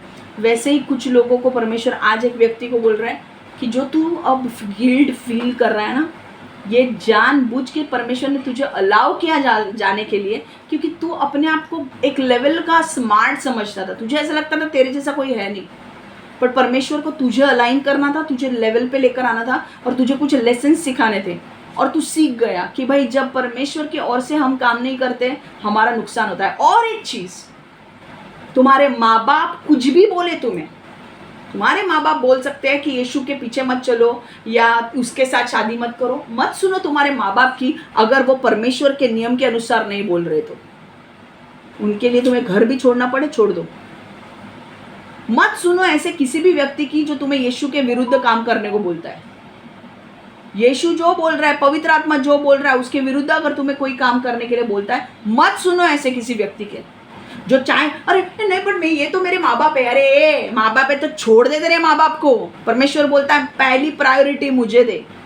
गॉड बोलता है, एक व्यक्ति आता है यीशु को बोलता है पता नहीं ये मेरे वचन में नहीं है, बट परमेश्वर मुझे बोलने के लिए बोल रहा है, मैं बोल रही हूँ। मेरे ना माँ बाप मुझे बोल रहे हैं इसके साथ शादी कर, इसके साथ शादी कर। परमेश्वर क्या बोल रहा है तुझे? उस लड़की के साथ शादी करना, तो तेरे माँ बाप को छोड़ने के लिए तैयार रहे, पर वही लड़की के साथ शादी कर, क्योंकि तेरे माँ बाप को उस लड़की के साथ नहीं रहना है, तुझे उस लड़की के साथ रहना है। और लूट तेरे माँ बाप को नहीं रही है, वो तुझे लूट रही है। उसका अफेयर तेरे माँ बाप नहीं आने वाले तेरा अफेयर को संभालने के लिए, उसके अफेयर 4 और चल रहे हैं। मेरे को ना मेरे माँ बाप बोल रहे इसके साथ शादी मत कर। हाँ, तो तेरा ऊपर वाला बाप क्या बोल रहा है वो सुनना। सबसे ऊपर वाला बाप क्या है वो इंपॉर्टेंट है, यीशु। जब यीशु बोल रहा है वो मत कर, तो तुम्हारे देखो कई बार लूसीफर तुम्हारे माँ बाप को, तुम्हारे घर वालों को इस्तेमाल करेगा तुम्हें रोकने के लिए, पर तुम्हें रुकना नहीं है। समझ में आ रहा है? मेरी बैग रेडी है, देखो 23 तारीख को घर छोड़ रही हूँ मैं, क्योंकि नहीं जमता है। मैं ओपन बोल रही हूँ, मेरे को किसी के बाप का डर नहीं है, ओपन बोल रही हूँ। 20 तारीख से अभी ये होने के बाद मेरे को 1-2 काम है, उसके बाद मैं सारा सामान रखना चालू करूँगी। और मैंने आपसे बात कर ली है ना, मैं किसी के बाप से डरने वाली नहीं हूँ। कोई आता है तो आओ, नहीं तो जाओ। मैंने लास्ट टाइम भी पूछा ना 120 लोगों को, यीशु ने कैसे पूछा, मेरे पीछे आना है तो आओ, नहीं जाना है तो मैं अकेले वचन डालते रहूँगी यूट्यूब पे। मैंने पूछा ना तुम लोग को आना है तो रहो, नहीं आना है तो मत रहो, मेरे को कोई प्रॉब्लम नहीं है। समझ में आ रहा है? दूसरी चीज़, तुम्हारे लिए इम्पोर्टेंट क्या है? यीशु। ये एक आदमी बोलता है यीशु मुझे ना तेरे पीछे आना है, पर मेरा बाप मर गया। यीशु बोलता है तेरा तो बाप जो जिसको दफन, बोलता है मैं अपने बाप को दफन करके तेरे पास आऊँगा। यीशु बोलता है पहली जिम्मेदारी, पहली प्रायोरिटी मुझे दे। तेरे बाप अपने आप को दफन कर लेगा, मतलब दूसरे लोग दफन कर लेंगे, तू मेरे काम के लिए खड़ा रहे। परमेश्वर के काम के लिए पहली प्रायोरिटी दे। समझ में आ रहा है? समझ में आ रहा है? पहली प्रायोरिटी किसको दोगे? अगर मैं कविता तेरे को बोलती हूँ कि एक लड़का परमेश्वर ने तेरे को दिखाया, इस लड़के के साथ शादी करनी है, वो परमेश्वर की ओर से, तेरी मम्मी तेरे को नहीं बोलती है, तो तू क्या करेगी? शादी करेगी ना। और घर छोड़ना पड़े तो छोड़ेगी ना? गुड। मेरे ना मम्मी पापा नहीं बोलते, मेरे कान के नीचे बजाऊंगी, मम्मी पापा नहीं बोलते हैं। ऊपर वाला है ना, बराबर से समझ, आपके लिए जगह बनाएगा, लोग भी देगा। तुम सिर्फ उसके पीछे चलो।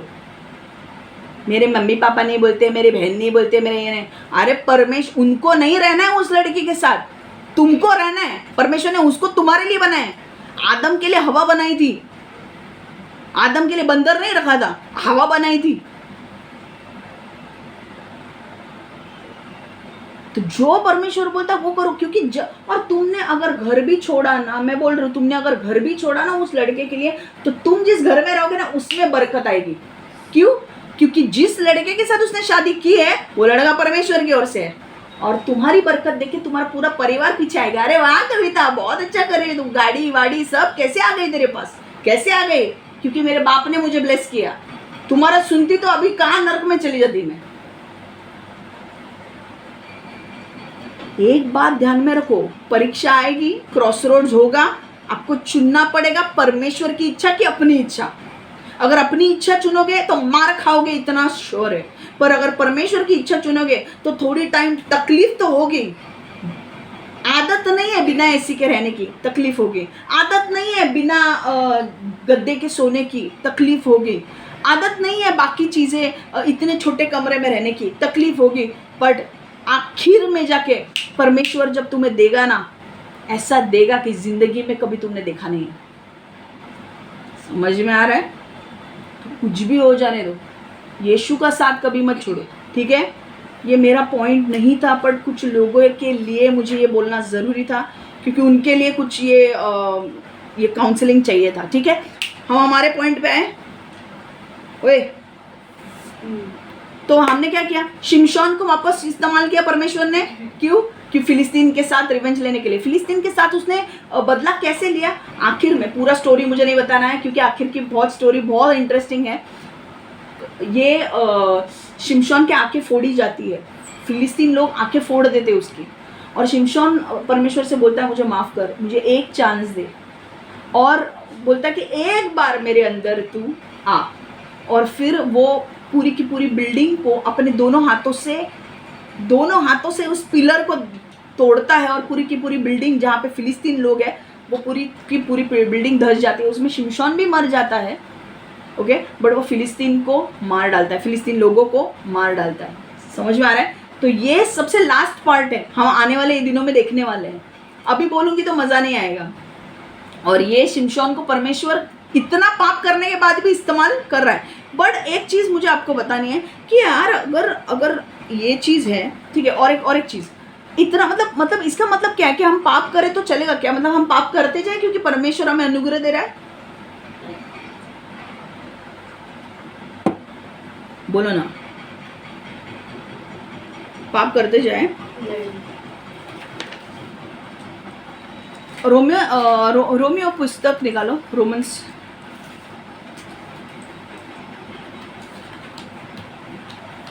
क्योंकि परमेश्वर हमें माफ़ करेगा हमने पाप किए तो, क्योंकि परमेश्वर तो इस्तेमाल करता है। क्षमा सिस्टर बोल रही है कि परमेश्वर तो इस्तेमाल करता है, तो हम पाप करते जाएं।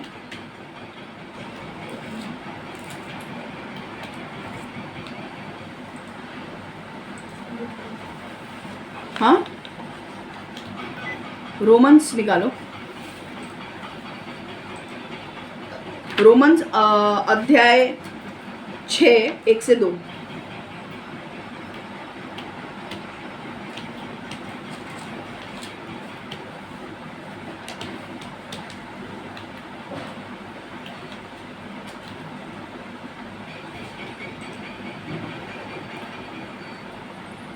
ठीक है, चलो मैं बोलूँ रोमियो का अध्याय। अब मैं ये बोल रही हूँ कि हमने अगर पाप किया है तो परमेश्वर हमें स्थापित करेगा। पौलुस भी था, पौलुस ने भी यहूदी लोगों को मार मार के जेल में डालता था। क्यों?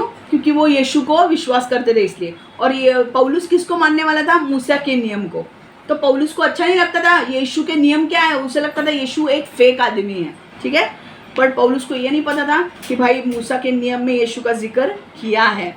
और एक बार क्या होता है कि पौलुस दमस्कस जा रहा है हाई प्रीस्ट से लेटर लेने के लिए। लेटर किसके लिए? कि मुझे अगर यहूदी लोग दिखेंगे यीशु के पीछे चलते हुए तो मैं उनको मारूंगा और जेल में डालूंगा। तो लेटर लेने के लिए वो जा रहा था। और तभी यहाँ पर चर्च में जो लोग मिलते थे वो प्रेयर करते थे, परमेश्वर हमें पौलुस से बचा, परमेश्वर हमें पौलुस से बचा, ये हमें मार रहा है क्योंकि हम यीशु के पीछे चल रहे हैं। परमेश्वर ने यीशु तब स्वर्गरोहण हो चुका था, यीशु तब जिंदा नहीं था, यीशु मर के स्वर्ग में जा चुका था। ये उसके बाद पौलुस आया, सब सारे चर्चेस मिल रहे थे, तो समझ में आया।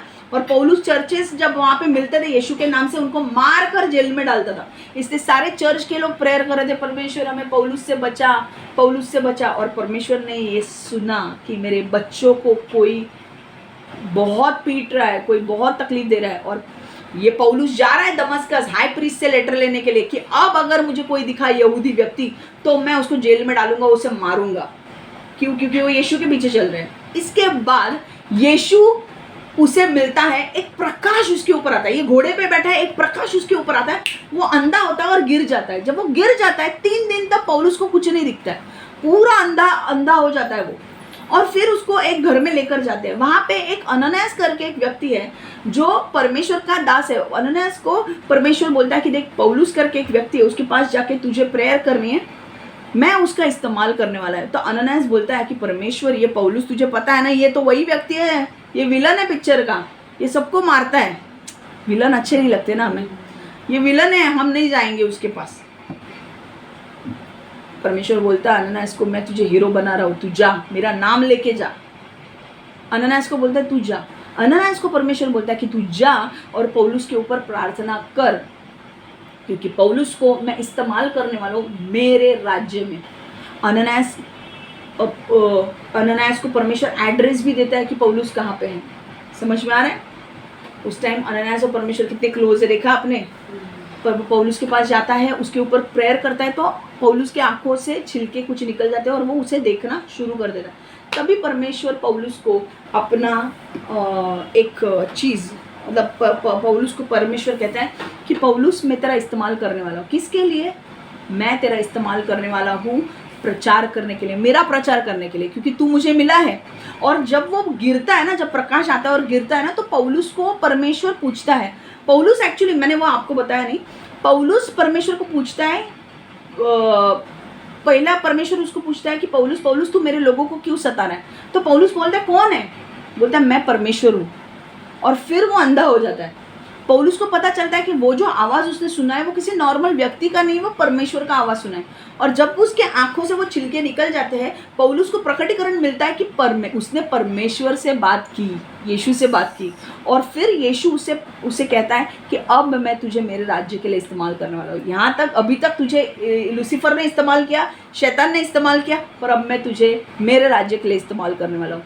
और तेरा काम क्या होगा कि तू अन्य देशों में जाकर, अन्य जातियों को, यहूदी लोगों को नहीं, अन्य यूनानी लोगों को जाके सुसमाचार देगा, मेरे बारे में सुसमाचार देगा, उनको मेरे बारे में बताएगा। देखो, ये पौलुस 11 चेलों में था, 12 चेलों में था, पौलुस 12 चेलों में था। यीशु मरने के बाद पौलुस का ये हुआ है, ठीक है? 12 चेलों में नहीं था, पर पौलुस को सारा प्रकटीकरण के द्वारा दिखाई दिया कि यीशु कैसे मारा गया, कैसे मौत यीशु की हुई। फिर यीशु ने बताया कि मेरे चेलों के साथ क्या हुआ। ये सारा कहाँ दिखाई दिया? प्रकटीकरण में, प्रकटीकरण दिखाई दिया। एंड देन फिर यीशु ने कहा कि अब तू यूनानी लोगों को मेरा प्रचार करेगा और उन्हें बताएगा कि यीशु सच्चा परमेश्वर है, और जो भी कोई उसके नाम पर विश्वास करेगा वो अनंत जीवन पाएगा, मतलब वो नरक नहीं जाएगा, वो अनंत काल तक स्वर्ग में रहेगा।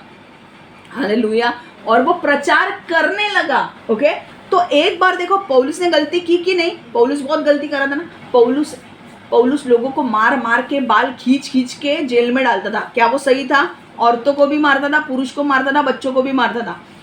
दूसरी चीज, इन्होंने स्टीफन को जब मारा था, स्टीफन करके जो परमेश्वर का भक्त था, एक अभिषक्त व्यक्ति था, स्टीफन उसको मारते वक्त भी पौलुस ने उन लोगों के जैकेट पकड़े थे, उन लोगों के जैकेट संभाल रहा था जो लोग स्टीफन को मार रहे थे, और उन्होंने मार डाला स्टीफन को, और पौलुस उनके जैकेट संभाल रहा था। तो वो पाप है कि नहीं? तुम उन लोगों के साथ हो जो लोग गलत काम कर रहे हो, और तुम उनके जैकेट संभाल रहे हो, तो ये गलत है कि नहीं? उन्होंने पाप किया था कि नहीं पौलुस ने? फिर भी परमेश्वर ने पौलुस को चांस दिया। पौलुस को मिला, इतना करने के बाद पौलुस ने बहुत सारे लोगों की जान ली थी, बट फिर भी परमेश्वर ने उसे चांस दिया, लास्ट चांस। पौलुस, मैं चाहता हूँ कि मैं तुझे इस्तेमाल करना चाहता हूँ, तू मेरे राज्य में आ रहा है या नहीं? पौलुस ने कहा यस, मैं आ रहा हूँ। और पौलुस को प्रचार करने के लिए अन्य अलग अलग जगह पे भेजा। मिडिल ईस्ट जो है, अगर आप देखोगे इजराइल के आजू बाजू में जो मिडिल ईस्ट जो है, कपरनम है, गलेतिया है। अगर आप ये देखोगे लेटर्स जो नाम लिखा है, गलेशियंस, कोरिंथियंस, रोमन्स, अलग अलग जो लेटर्स हैं, वो लेटर्स किसके लिए लिखे थे? वहाँ पे जो पौलुस जो ट्रैवल करके जाता था, वहाँ पे वो प्रचार करता था, उन लोगों को जमा करता था, चर्च शुरू करता था, और वहाँ पे पास्टर को अपॉइंट करके उनको रखता था अंडर उनके। और फिर वो कैसे भेजता था, लेटर लिख के लिखता था लेटर में कि उनको उस चर्च को क्या करना चाहिए और क्या नहीं। समझ में आ रहा है? आज की तरह आपने व्हाट्सएप नहीं था उस टाइम पे। समझ में आ रहा है? तो पौलुस को परमेश्वर ने इतना इस्तेमाल किया, पौलुस के वजह से मरे हुए लोग जिंदा हुए। वो उसके हाथ में इतना अभिषेक था कि मरे वो चंगाई छुटकारे चमत्कार करता था, मरे हुए लोग जिंदा हुए। हैंकरचीफ, उसका रुमाल भी किसी को छूता था तो वो लोग चंगे हो जाते थे। ओके, इतनी पावर पौलुस के पास थी क्योंकि उसने परमेश्वर की बात मानी। और इतना ही नहीं, पौलुस को इस्तेमाल किया लेटर्स लिखने के लिए।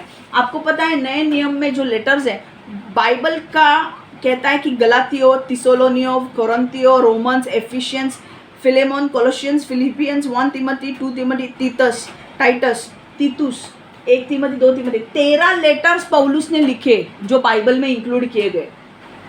हालेलुया। जो आप नए करार के जो लेटर्स पढ़ते हो ना, कोरिन्थियो, गलातियो, थिस्सलुनीयो,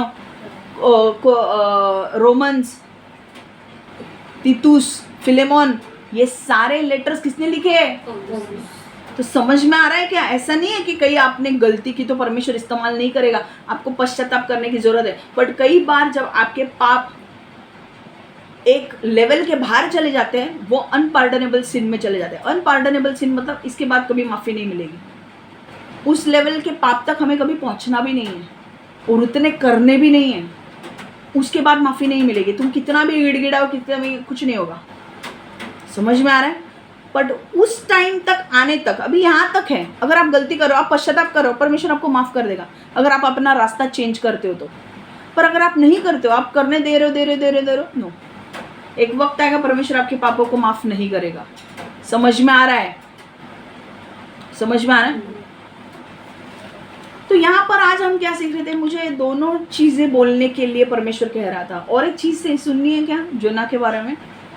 हाँ, फटाफट देखना है। 17 ये है, 17 से 20 देखना है।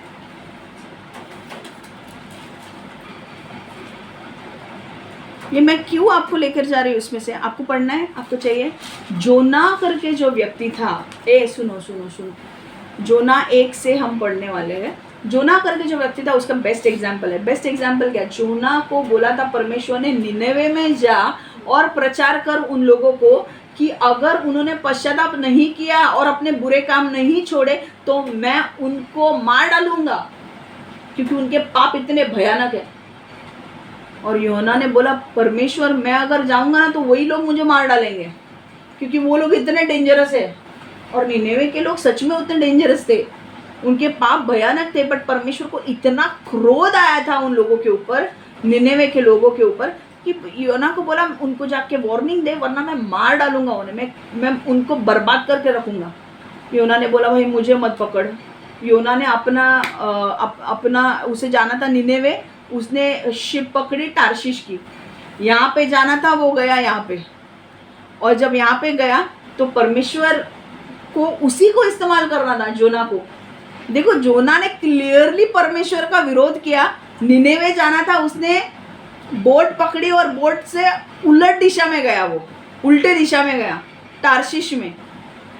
परमेश्वर ने बोला मुझे तुझ पर, फिर भी परमेश्वर ने उसी का इस्तेमाल किया। परमेश्वर गुस्सा हो सकता था ना, फिर भी परमेश्वर गुस्सा नहीं हुआ, परमेश्वर ने उसी का इस्तेमाल किया।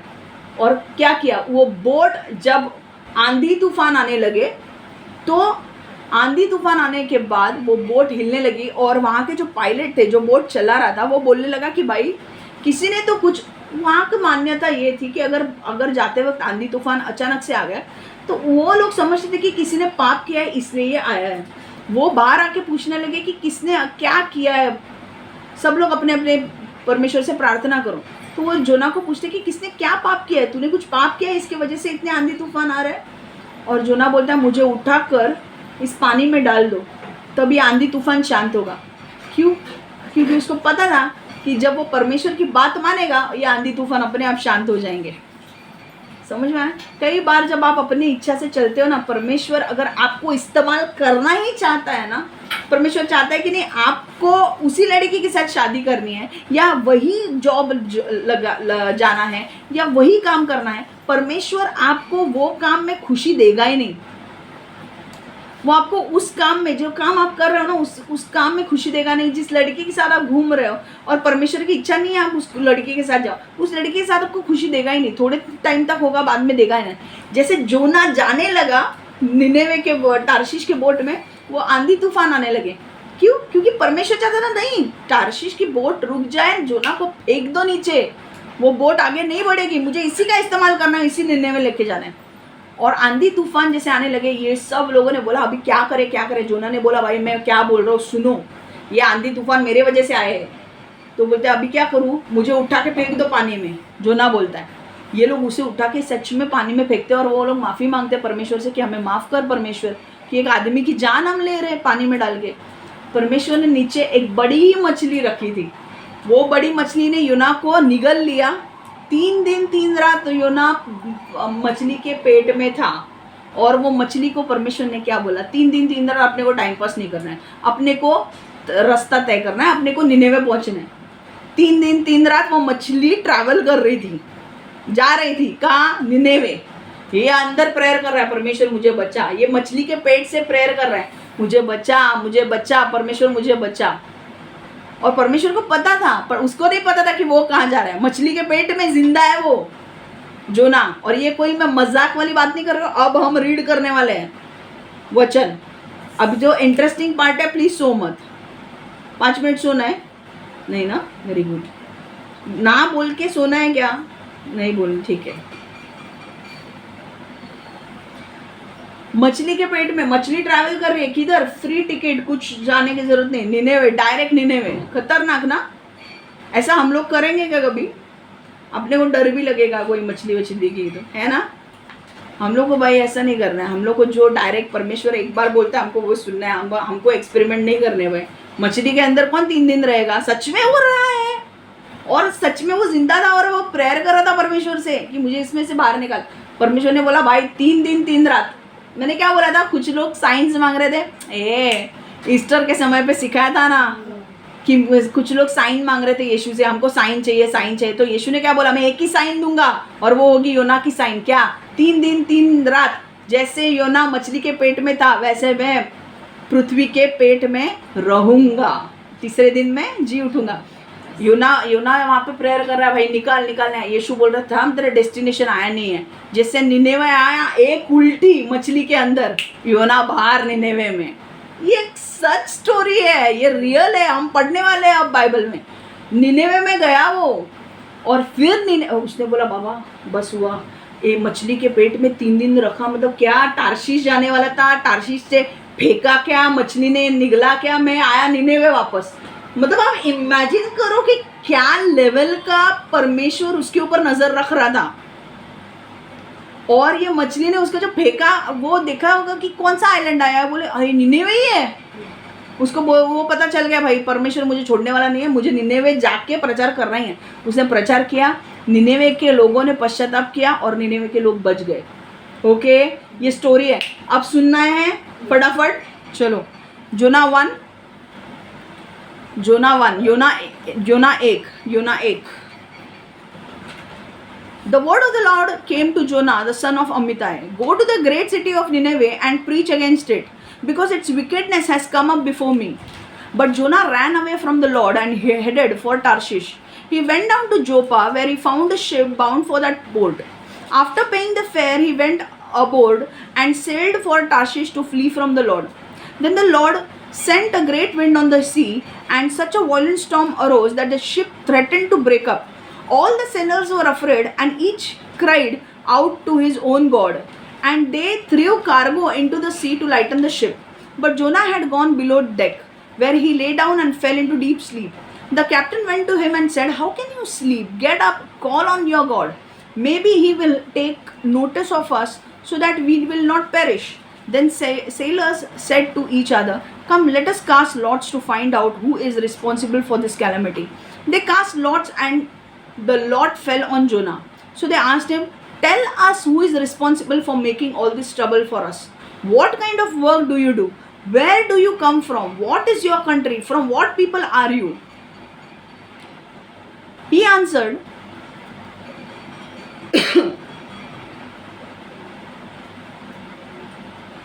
okay. He answered, I am a Hebrew and I worship the Lord, the God of heaven, who made the sea and the dry land. This terrified them and they asked, What have you done? They knew he was running away from the Lord because he had already told them so. The sea was getting rougher and rougher, so they asked him, What should we do to you to make the sea calm down for us? Pick me up and throw me into the sea, he replied, and it will become calm. I know that it is my fault that this great storm has come upon you. Instead, the men did their best to row back to land, but they could not, for sea grew even wilder than before. Then they cried out to the Lord, Please, Lord, do not let us die for taking this man's life. Do not hold us accountable for killing an innocent man, for you, Lord, have done as you pleased. Then they took Jonah and overthrew him. Then they took Jonah and threw him overboard, and the raging sea grew calm. At this, the men greatly feared the Lord, and they offered a sacrifice to the Lord and made vows to him. Jonah's prayer.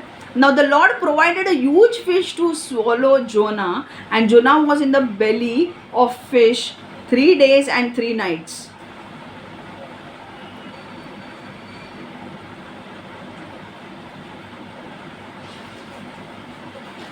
Okay अब from जोना 2 लिखो, जोना 2 first और last का 10 हम देखेंगे. From inside the fish Jonah prayed to the Lord his God.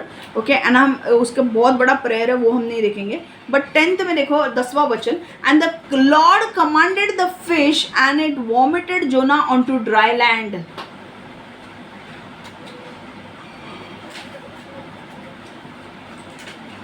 क्या हुआ देखो अब देखो, मराठी में बोल रही हूँ मैं. परमेश्वर बोलवितो आणि योना पळतो. अमिताचा मुलगा योना याच्याशी परमेश्वर बोलला आणि म्हणाला, निनेवे मोठी नगरी आहे, तेथे लोक दृष्ट कृत्य करीत असल्याचे मी ऐकले आहे. तेव्हा त्या नगरात जा, ज्या लोकांना त्या वाईट गोष्टी करण्याचे थांबवण्यास सांग. तेव्हा त्या नगरात जा, लोकांना त्या वाईट गोष्टी करण्याचे थांबवण्यास सांग. योनाला परमेश्वराची आज्ञा पाळायची नव्हती, म्हणून योनाने परमेश्वरापासून दूर पळून जाण्याचा प्रयत्न केला. योनास याफेला गेला. योनाला तार्शिश या खूप दूरच्या नगराला जाणाऱ्या गलबत सापडले. योनाने सफरीच्या पैसे भरले व तो गलबतावर चढला. गलबतीवरील लोकांबरोबर योना तार्शिशला जाण्याची इच्छा होती. त्याला परमेश्वरापासून दूर पळायचे होते. मोठे तुफान. पण परमेश्वराने समुद्रात मोठे तुफान प्रचंड होते आणि गलबत फुटण्याच्या बेताला आले. गलबत बुडू नये म्हणून गलबतावरचे वजन कमी करावे असे गलबतीवरील लोकांनी वाटले, म्हणून त्याने गलबतीवरील माल समुद्रात टाकण्यास सुरुवात केली. खलाशी खूपच घाबरले होते. प्रत्येक जण आपापल्या देवतांची प्रार्थना करू लागले. योना झोपण्यासाठी गलबताच्या खालच्या तळाच्या भागात गेला होता. तो तेथे झोपला होता. कप्तानाने योनाला पाहिले. तो त्याला म्हणाला, उठ, झोपलास का? तुझ्या दैवतीचा प्रार्थना कर. कदाचित तुझ्या प्रार्थनेने तुझे दैवत ऐकेल आणि आपल्याला वाचवेल.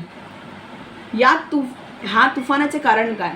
मग लोक एकमेकांना म्हणाले, आपल्या हे संकट का आले आहे हे आपण चिठ्ठ्या टाकून पाहावे. म्हणून त्यांनी चिठ्ठ्या टाकल्या. त्यावरून त्यांनी कळले की योनामुळे हे संकट आले आहे. कोणाची चिठ्ठी मिळाली? योनाची. मग ते योनाला म्हणाले, तुझ्यामुळे ही भयंकर गोष्ट आमच्या बाबत घडत आहे. तेव्हा तू काय केले आहेस ते सांग. तू काय करतोस? तू कोटचा? तुझा देश कोणता? तुझी माणसे कोण आहेत? योना त्या लोकांना म्हणाला, मी हिब्रू यहुदा आहे. मी स्वर्गातील परमेश्वर देवाची उपासना करतो. समुद्र आणि भूमीचा निर्माता तोच परमेश्वर आहे. तो परमेश्वरापासून दूर पळत आहे हेही योनाने त्या लोकांना सांगितले. हे कळताच ते अतिशय घाबरले. त्यांनी योनाला विचारले, परमेश्वराविरुद्ध तू कोणती भयंकर गोष्ट केलीस? वादळ जास्तच गोंगावू लागले व लाटही जास्तच ओसळू लागल्या. तेव्हा ते लोक योनाला म्हणाले, स्वतःला वाचवण्यासाठी आम्ही काय करावे? समुद्र शांत होण्यासाठी तुझे आम्ही काय करावे? योना त्यांना म्हणाला, समुद्रातील तुफानाला मी कारणीभूत आहे, तेव्हा मला समुद्रात फेका म्हणजे समुद्र शांत होईल. परंतु त्या माणसांना योनाला समुद्रात फेकावे असे वाटत नव्हते. त्यांनी गलबत पुन्हा किनाऱ्याकडे नेण्या प्रयत्न केला, पण त्यांना ते शक्य झाले नाही. वारा प्रचंड होता, समुद्रही खवळलेला होता आणि वादळाची तीव्रता वाढतच होती. योनाला शिक्षा म्हणून लोकांनी परमेश्वराची करुणा भाकली. परमेश्वराने त्याने केलेल्या वाईट कृत्याबद्दल आम्ही या माणसाला समुद्रात फेकत आहोत असे कृपया म्हणू नकोस. तू परमेश्वर आहेस आणि तुझ्या इच्छेप्रमाणे तू करशील हे आम्हाला माहीत आहे, पण कृपा करून आमच्यावर दया कर. मग त्यांनी योनाला समुद्रात टाकले आणि तुफान थांबले. समुद्र शांत झाला. हे पाहताच ती माणसे परमेश्वराला घाबरू लागली व मान देऊ लागली. त्याने परमेश्वराला यज्ञ केले आणि नवस केले.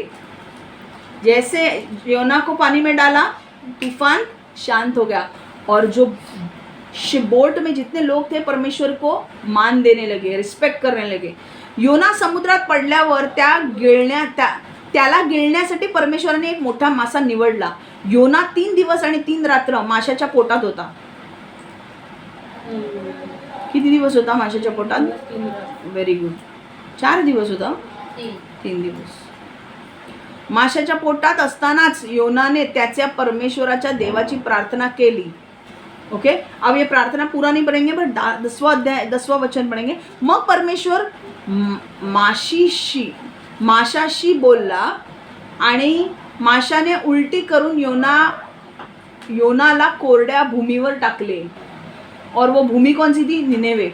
अब मैं पूरी स्टोरी नहीं दिखूंगी, पर परमेश्वर ने वापस योना को कहाँ इस्तेमाल किया? निनेवे को बोलने के लिए. ठीक है, अब मैं हिंदी में पढ़ रही हूँ क्योंकि कुछ लोगों को लगता है ना कि मैं मजाक कर रही हूँ. कुछ लोगों को लगता है की अरे खरंच कोण माशाला गिळेल काय? असा मासा कोण आहे की कोण गिळेल? हे खरं आहे, हे बायबल सांगते म्हणून मी वाचून दाखवते. देखो, अमित्ते के पुत्र योना से यहोवा ने कहा निनेवे एक बड़ा नगर है, वहाँ के लोग जो पाप कर्म कर रहे हैं उनमें बहुत से कुकर्मों के बारे में मैंने सुना है. इसलिए तू उस नगर में जा और वहाँ के लोगों को बता कि वे उन बुरे कर्मों का करना त्याग दे. योना परमेश्वर की बातें नहीं मानना चाहता था, सो योना ने यहोवा से कई दूर भाग जाने का प्रयत्न किया. सो योना यापो की ओर चला गया. योना ने एक नौका ली जो सुदूर नगर तार्शीश को जा रही थी. योना ने अपनी यात्रा के लिए धन दिया और वह नाव पर चढ़ा. योना चाहता था कि इस नाव पर वह लोगों के साथ तार्शीश चला जाए और यहोवा से कहीं दूर भाग जाए. किंतु यहोवा ने सागर में एक भयानक तूफान उठा दिया. आंधी से सागर में थपेड़े उठने लगे. तूफान इतना प्रबल था कि वह नाव जैसे बस टुक होने जा रही थी. लोग चाहते थे कि नाव को डूबने से बचाने के लिए उसे कुछ हल्का कर दिया जाए. सो वे नाव के सामान को उठाकर समुद्र में फेंकने लगे. मलाह बहुत बड़े डरे हुए थे. हर व्यक्ति अपने अपने देवता से प्रार्थना करने लगा. योना सोने के लिए नीचे चला गया. योना सो रहा था. नाव के प्रमुख खिवैया ने योना को इस रूप में देखकर कहा, उठ, तू क्या सो रहा है? अपने देवता से प्रार्थना कर. हो सकता है तेरा देवता तेरी प्रार्थना सुन ले और हमें बचा ले. लोग फिर आपस में कहने लगे, हम यह जानने के लिए कि हम पर ये विपत्तियाँ किसके कारण पड़ रही है, हमें पासे फेंकने चाहिए. सो लोगों ने पासे फेंके. पासे से यह प्रकट हुआ कि यह विपत्ति योना के कारण आई है. इस पर लोगों ने योना से कहा, यह किसका दोष है जिसका कारण यह विपत्ति हम पर पड़ रही है? सो तूने जो किया है उसे तू हमें बता. हमें बता तेरा काम धंधा क्या है, तू कहाँ से आ रहा है, तेरा देश कौन सा है, तेरे अपने लोग कौन हैं। योना ने लोगों से कहा, मैं एक हिब्रू हूँ और स्वर्ग परमेश्वर यहोवा की उपासना करता हूँ। वही परमेश्वर है जिसने सागर और धरती को रचा है। योना ने लोगों से कहा कि वह यहोवा से दूर भाग रहा है। जब लोगों को इस बात का पता चला तो वह बहुत अधिक डर गए। लोगों ने योना से पूछा, तूने अपने परमेश्वर के विरुद्ध क्या बुरी बात की है। उधर आंधी तूफान और समुद्र की लहरें प्रबल से प्रबलतर होती चली जा रही थी। सो लोगों ने योना से कहा, हमें अपनी रक्षा के लिए क्या करना चाहिए, समुद्र को शांत करने के लिए तेरे साथ क्या करना चाहिए। योना ने लोगों से कहा, मैं जानता हूँ कि मेरे कारण ही समुद्र में यह तूफान आया है। सो तुम लोगों मुझे समुद्र में फेंक दो, इससे तूफान शांत हो जाएगा। This person will win and all those who are involved in it. किंतु लोग योना को समुद्र में फेंकना नहीं चाहते थे। लोग नाव को तट पर वापस लेने के लिए उसे खेने का प्रयत्न करने लगे, किंतु वो वैसा नहीं कर पाए क्योंकि आंधी तूफान और सागर की लहरें बहुत शक्तिशाली थी और वे प्रबल से प्रबल होती चली जा रही थी। योना का दंड। सो लोगों ने यहोवा को पुकारते हुए कहा, हे यहोवा, इस पुरुष को हम इसके उन बुरे कामों के लिए समुद्र में फेंक रहे हैं जो इसने किए हैं। कृपा करके तू हमें किसी निरपराध व्यक्ति का हत्यारा मत कहना। इसके वध के लिए तू हमें मत मार डालना। हम जानते हैं कि तू यहोवा है और तू जैसा चाहेगा वैसा ही करेगा, किंतु कृपा करके हम पर दयालु हो। सो लोगों ने योना को समुद्र में फेंक दिया। तूफान रुक गया, सागर शांत हो गया। जब लोगों ने देखा तो वे यहोवा से डरने लगे और उसका सम्मान करने लगे। लोगों ने एक बलि अर्पित की और यहोवा से विशेष मन्नतें मांगी। योना जब समुद्र में गिरा तो यहोवा ने योना को निगल जाने के लिए एक बहुत बड़ी मछली भेजी। योना 3 दिन और 3 रात तक उस मछली के पेट में रहा। योना जब मछली के पेट में था तो उसने अपने परमेश्वर से प्रार्थना की। फिर यहोवा ने उस मछली से कहा और उसने योना को सूखी धरती पर अपने पेट से बाहर उगल दिया। हालेलुया। देखो, एक चीज ध्यान में रखो, परमेश्वर ने योना को कहाँ भेज रहा था? निनेवे। वो बोट पकड़ के कहा जाता था तारशीश। बोट में बैठा वहाँ पे आंधी तूफान आने लगे। आंधी तूफान आने के बाद जो कैप्टन था, वो कैप्टन आके बोलने लगा कि भाई यहाँ पे कुछ गड़बड़ है। अब यहाँ पे रूल क्या होता था उन टाइम पे कि अगर कुछ गड़बड़ होती थी ना, तो कई बार वो लोग मानते थे कि अगर आंधी तूफान आ रहा है या कुछ गड़बड़ हो रही है तो वो मानते थे कि किसी व्यक्ति जो हमारे बोट में है ना, उसके वजह से ये हो रहा है। तो वो लोग क्या करते थे, वो चिट्ठियाँ डालते थे और चिट्ठियों पे हर एक व्यक्ति का नाम लिखते थे। उन्होंने जब चिट्ठियाँ डाली, उस एक चिट्ठी को निकाला तो उस चिट्ठी में योना का नाम आया और वो मानते थे कि इस व्यक्ति के कारण ये आंधी तूफान आया है।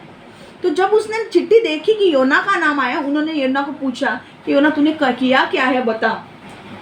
योना ने बोला कि मुझे जाना था, मैं परमेश्वर से भाग रहा हूँ, परमेश्वर ने मुझे यहाँ पे भेजा है पर मैं भाग रहा हूँ, मैं दूसरी ओर जा रहा हूँ।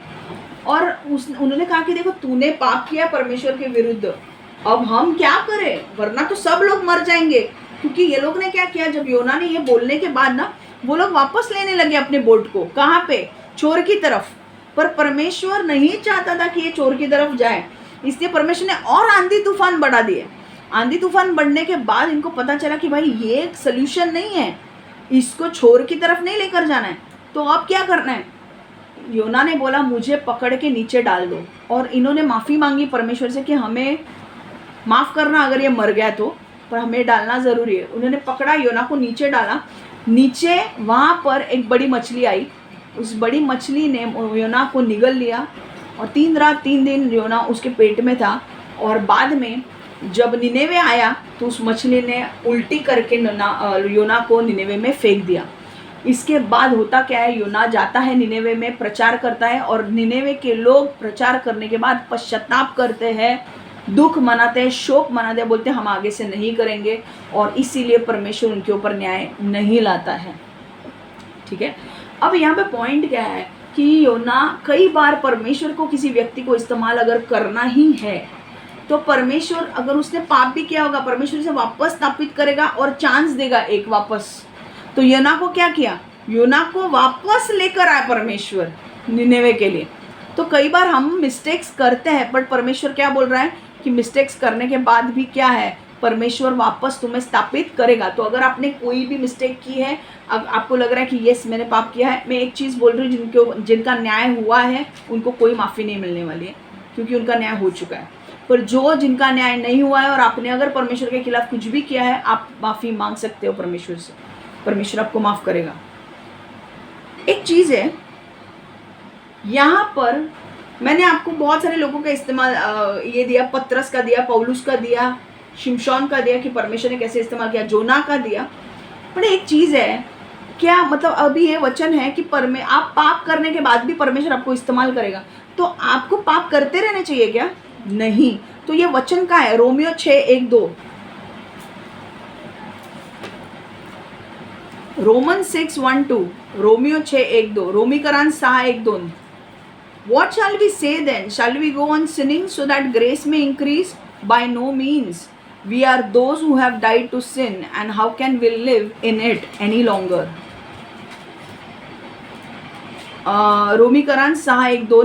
तर मग आपण काय म्हणावे? देवाची कृपा वाढावी म्हणून आपण पापात राहावे काय? खात्रीने नाही। आपण जे पापाला मेलो ते अजूनही जिवंत कसे राहू? तो फिर हम क्या कहे, क्या हम पाप ही करते रहे? रोमियो 6:1-2। तो फिर हम क्या कहें, क्या हम पाप करते रहे ताकि परमेश्वर का अनुग्रह बढ़ता रहे? निश्चय ही नहीं। हम जो पाप के लिए मर चुके हैं पाप में ही कैसे जिएंगे? मैन तो यहाँ पे क्या बोल रहा है परमेश्वर कि पाप हमें नहीं करना है। समझ में आ रहा है? और अगर हमने पाप किया तो हमें क्षमा मांगनी है और पश्चाताप करना है। पश्चाताप मतलब वो काम छोड़ना है। ओके, वो काम कंटिन्यू नहीं करना है, वो छोड़ना है, अपने आप को बदलना है। ठीक है, तो ये आपको करना है। ठीक है, आप कभी भी वो लेवल के पाप में मत जाओ जहाँ पे अनपार्डनेबल सिन में आप एंटर करते हो। ठीक है, आपने पाप किया है, बदलो, माफ़ी मांगो, परमेश्वर आपको वापस स्थापित करेगा। पर पश्चाताप करना है आपको। ऐसे नहीं कि भाई माफ़ी मांग ली और वापस वही काम कर रहे हैं, नहीं। पश्चाताप, अगर आप चोरी करते थे आप चोरी करना छोड़ दो, आप गाली देते थे आप गाली देना छोड़ दो, आप जो भी काम कर रहे हो जो गलत है, और आपको डिलीवरेंस नहीं मिला, मांगो परमेश्वर से, परमेश्वर मुझे डिलीवरेंस दो, है ना। कई बार कई चीज़ें अपने हाथ में नहीं होती है तो आप डिलीवरेंस मांगो परमेश्वर से कि मुझे डिलीवरेंस दो। परमेश्वर आपको डिलीवरेंस देगा। क्यों? क्योंकि आप मांग रहे हो। समझ में आ रहा है? तो परमेश्वर आपको स्थापित करेगा, आपने पाप किया तो भी। पर इसका मतलब ये नहीं है कि आप पाप करते रहो और परमेश्वर अनुग्रह देते रहे, नहीं। आपका पाप का घड़ा भर जाने के बाद परमेश्वर आपके ऊपर न्याय करेगा और उसके बाद आपका कुछ नहीं हो सकता है। हमें जब आपको वार्निंग आ रहे हैं तभी आपको सुधरना चाहिए था, उसके बाद पाप परमेश्वर नहीं देखेगा। समझ में आ रहा है? चलो वचन में यहीं पे समाप्त कर रही हूँ। परमेश्वर यीशु, हम धन्यवाद देते हैं इस सुंदर वचन के लिए प्रभु, जो आज तूने हमें बताया कि हमें विश्वास है कि हमने अगर गलती भी की है तो परमेश्वर तो हमें क्षमा करेगा, और हम पश्चाताप भी करते हैं कि अगर हमने कोई गलती की है तो, पर हम वापस वो पाप नहीं करेंगे। हमें आगे बढ़ने के लिए मदद कर प्रभु, हमें सही मार्ग पर चलने के लिए मदद कर, और जो तेरी इच्छा है वही हमारे जीवन में पूरी होने दे प्रभु। हमारी इच्छा नहीं बट तेरी इच्छा हमारे जीवन में पूरी होने दे प्रभु। जो तू चाहता है वही हमारे जीवन में होने दे प्रभु। और परमेश्वर हम मांगते हैं प्रभु, कई बार हमारे पास अनुग्रह नहीं होता है और तेरे पीछे चलने के लिए, पर तू हमें अनुग्रह दे, हमें छुटकारा दे, हमें सही रास्ते पर चला प्रभु। यीशु के नाम से हम मांगते हैं, आमेन आमेन आमेन। God bless you all, take care.